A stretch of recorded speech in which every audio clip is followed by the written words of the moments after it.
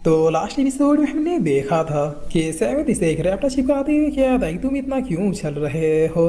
अपने बाप का ऑर्डर मैंने नहीं माना, मैं समझूंगा ना आगे क्या होगा।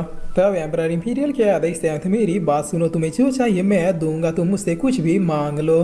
दौलत शोहरत लड़कियां जो तुम्हें चाहिए ले लो, बस मुझे जाने दो। जिस पर सेवेंथ क्या था कि मैं तुमसे भला कुछ क्यों मांगू जब सब कुछ मेरे हाथ में है। एम्परर तुम मुझसे टकराने चले थे ना, आ जाओ मैं तुम्हें दिखाता हूँ कि सेवेंथ प्रिंस क्या करता है। तब एम्परर क्या था कि तुम इविल बास्टर्ड। जिस पर सेवेंथ अब ऑर्डर देती है क्या था इसके राज्य में जितने भी ट्रेजर सर्ब्स और मेडिसिन है सबको लूट लो, एक खोटा सिक्का भी इसके राज्य में बचने ना पाए। तब कुछ देर के बाद नोवा और आर्वन यहाँ पे आती है क्या था प्रिंस, ये लोग तो जरूरत से ज्यादा ही अमीर थे, हमें टोटल में 10 करोड़ से भी ज्यादा के रिसोर्सेस मिले हैं, जिससे ये एम्परर अपने बीबी के कमरे के नीचे तहखाने में छिपा के रखा हुआ था। जिस पर सेवेंथ अपने मन में क्या था बहुत खूब, वैसे मास्टर पी की टेक्निक्स को कल्टीवेट करने में बहुत से रिसोर्सेस खर्च होते हैं, अब इन रिसोर्सेज की हेल्प से मुझे बहुत ही लंबे समय तक कुछ भी खरीदना नहीं पड़ेगा। तब सेवेंथ पूछता है क्या पूरे राज्य को अच्छे से लूट लिया, कुछ छूटा तो नहीं है पीछे। जिस पर आर्वर एक रिंग को देती है क्या था कि ये थ्री ऑफ चैम्बर का एक मैजिक आइटम है, इसके अंदर हमने सारी ट्रेजर्स को स्टोर कर दिया है, आप इसे सिंपली अपने साथ कैरी कर सकते हैं और आपको वेट भी फील नहीं होगा। जिस पर एम्परर इंपीरियल कह रही सेवन, तुम जानते नहीं हो मेरा कितने बड़े बड़े लोगों से पहुंच है, विंसी के एकेडमी के मास्टर बाय को तो तुम जानते ही होगे, इसीलिए अभी टाइम है मुझे फ्री कर दो। तब सेवन कह रही विंसी के एकेडमी वाले बिना किसी मतलब के किसी की भी हेल्प नहीं करते, स्पेशली वो मास्टर बाय वो तो बिना कुछ लिए दिए अपने सेक्ट में किसी को आने भी नहीं देता, और अब तुम कह रहे हो क्यों आएगा तुम्हें बचाने के लिए, क्या है ये तुम्हारे पास जो तुम उसे दोगे। जिस पर तभी नोवाई सेसियन को बुलाते हुए क्या था प्रिंस हमारे लिए कोई सीक्रेट मैसेज लेके आया है। तब सेंथ पूछता है कि क्या मैसेज है, जिस पर ये असेसियन बताता है कि सेरल बैड अपने 10 सैनिकों के साथ बिल्कुल फ्रंट गेट की तरफ से आ रहा है, यानी जिस रास्ते से हम लोग आए थे उस रास्ते से दोबारा मुड़ के नहीं जा सकते। तब सेवन कह रहा है कि ये तो मैं पहले से ही जानता था, इसमें सीक्रेट वाली कौन सी बात है। जिस पर असेसियन बता रहा है सीक्रेट बात ये है कि 100 डीमन सेक्ट भी पीछे के रास्ते से फर्स्ट सिटी से होते हुए आ रहा है और अब उनका सिर्फ एक ही टारगेट है, सिर्फ और सिर्फ आप। तब नोआ बहुत ही शौक होते हुए क्या आता है क्या 100 डीमन सेक्ट, और फिर नोआ क्या आता है प्रिंस 100 डीमन सेक्ट बहुत ही पावरफुल और कमीने लोग हैं, उन्हें कई बार बिल्कुल जड़ से खत्म करने की कोशिश की गई बट वो हर बार बच गए। तब एम्परर इंपीरियल के आदेश से तुम्हारी उल्टी गिनती शुरू हो चुकी है, अगर तुम मुझे अभी फ्री कर दो तो मैं डीमन सेक्ट से बात करके तुम्हें मरने से रोक लूंगा।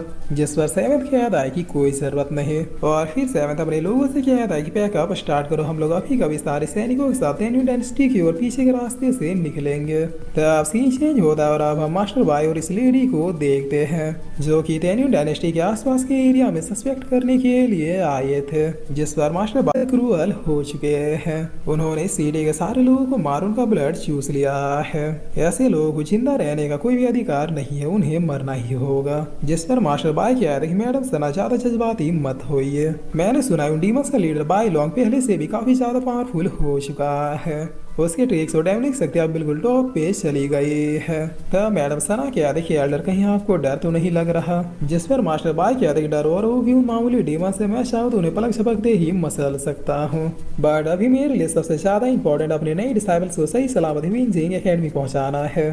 तब मैडम सना कह रही अरे हाँ मैं तो आपके डिसाइबल्स के बारे में भूल ही गई, सुना है आपने पहले टेन्यू डायनेस्टी के सेम क्रीज को चुना था जिससे लोग प्यार से गॉड ऑफ वॉर भी कहते हैं, बट फिर आपने बाद में अपना मन बदल लिया, ऐसा क्यों हुआ एल्डर, क्या उस लड़के में टैलेंट की कोई कमी थी। जिस पर मास्टर बाय कह रही सुनी सुनाई बातों पर यकीन मत कीजिए मैडम सना, वो सैम प्रिंस यकीनन ही टैलेंटेड था मगर सिर्फ अपने यंग एज में, जैसे जैसे वो 16 से 18 साल का हुआ तो अचानक ही उसकी कल्टीवेशन रुक गई, अभी 18 साल की उम्र में भी वो अपने कल्टीवेशन को अवेक नहीं कर पाता है। मैं नहीं चाहता कि विंसी एकेडमी में मेरा डिसेबल कोई भी इस तरह का वेस्ट निकले, इसीलिए मैंने उसे हटाकर टेन्यू डायनेस्टी के क्राउन प्रिंस को जगह दिया, और अब मेरे नए डिसेबल क्राउन प्रिंस और माँ फैमिली की एक लड़की है, मुझे उम्मीद है वो दोनों विंसी एकेडमी में मेरा काफी ज्यादा नाम रोशन करेंगे। तब इस तरह यहाँ से जाती है क्या देखिए आपको बहुत बहुत बधाई हो आपको आपके नए डिसाइबल के लिए, लेकिन चलिए अब हमें उन डीमंस को भी ढूंढना है। जिस पर इधर अब सेवेंथ को देखते हैं जो कि अपनी सेना के साथ इंपीरियल पैलेस से निकल रहा था, तभी यहाँ एक सेशन आती है क्या था प्रिंस 100 डीमन सेक्ट वालों ने फर्स्ट सिटी के सारे लोगों को मार के उनका ब्लड चूस लिया, अब वो इसी रास्ते में आपको ढूंढते हुए आ रहे हैं। जिस पर नोवा क्या था टेन्यू डायनेस्टी में लौटने का यहाँ से सिर्फ 2 ही रास्ते हैं, पहला तेंसी वैली और दूसरा कैनी लेक, बताओ वो डीमंस किस रास्ते से आ रहे हैं। तब सेवन किया था कि वो लोग तेंची वैली के रास्ते से ही आएंगे, क्योंकि वही रास्ता तेन्यू डायनेस्टी के सबसे सामने पड़ता है। और उन डीमंस को भी लग रहा होगा कि हम लोग इसी रास्ते से जल्दी पहुंचने के लिए आएंगे। जिस पर नोवा किया था चले फिर हम लोग कैनी लेक वाले रास्ते से ही चलते हैं। तब सेवन किया था तुम लोग जा पूरी सेना लेके। जिस पर नोवा किया था कि और आप प्रिंस। तब सेवन किया था कि मैं तेंची वैली होकर ही जाऊंगा, ताकि किसी को भी शक ना हो कि मेरी सेना किन लेक वाले रास्ते से गई है। जिस पर नोवा किया था कि नहीं प्रिंस, हमें बचाने के लिए हम आपको अकेले जाने नहीं देंगे। तब सेवन किया था कि भरोसा रखो, यही बेस्ट तरीका है तेन्यू डायनेस्टी पहुंचने का। जब तक उन्हें ये पता रहेगा कि मैं तेंची वैली में हूँ तब तक जनरल बैडो डीमस सेट का ध्यान तुम लोगों की तरफ नहीं जाएगा। तब आर्मर किया था ठीक है फिर सिर्फ मैं ही आपके साथ चलता हूँ। जिस पर सेवन किया था कि नहीं मैं अकेले ही जाऊंगा। तुम लोगों को अभी सबसे पहले फर्स्ट सिटी पहुंच के उसे अपने कब्जे में लेना है। जो लोग बच सकते हैं उन्हें बचा लेना और सबको लेके तेन्यू डायनेस्टी पहुंच जाना।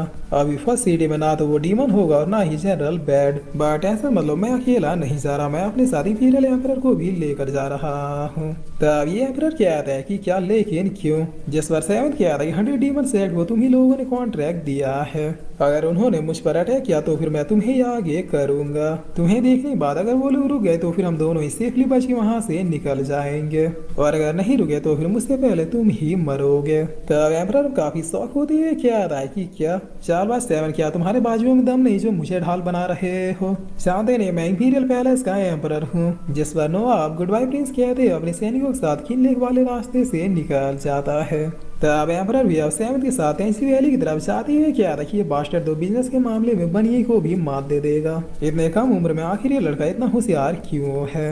और फिर एम्परर क्या है कि मैं तुम्हारा साथ दूंगा, बस मेरा हाथ खोल दो। जिस पर सेवन भी इसकी रस्सियों को काट देता है। तब एम्परर क्या है तुमने मेरा हाथ खोल दिया, अब जानते हो मैं आगे क्या करूंगा। जिस पर सेवन क्या था कि अपने नब्ज को चेक करो। तब इतना सुनते अब थोड़ा खांसते हुए क्या था कि आखिर तुमने मेरे साथ किया क्या। जिस पर सेवन क्या था कि मैंने तुम्हें एक थर्ड स्टेज का इन्फेक्टिव पॉइजन दिया है, तुम्हारे 3 टाइम के अच्छे अच्छे खाने के साथ। ये पॉइजन तुम्हें तुरंत नहीं मारेगा बट एक वीक के अंदर तुम जरूर निपट जाओगे। तब एम्परर क्या रही धूत सेवन कहीं के सर नहीं आती किसी को खाने के साथ पॉइजन खिलाते हो। जिस पर सेवन यहाँ से जाती हुई क्या था कि एंटीडोट है मेरे पास, अगर जिंदा रहना चाहते तो फिर मेरे साथ चलो वरना भाड़ में जाओ।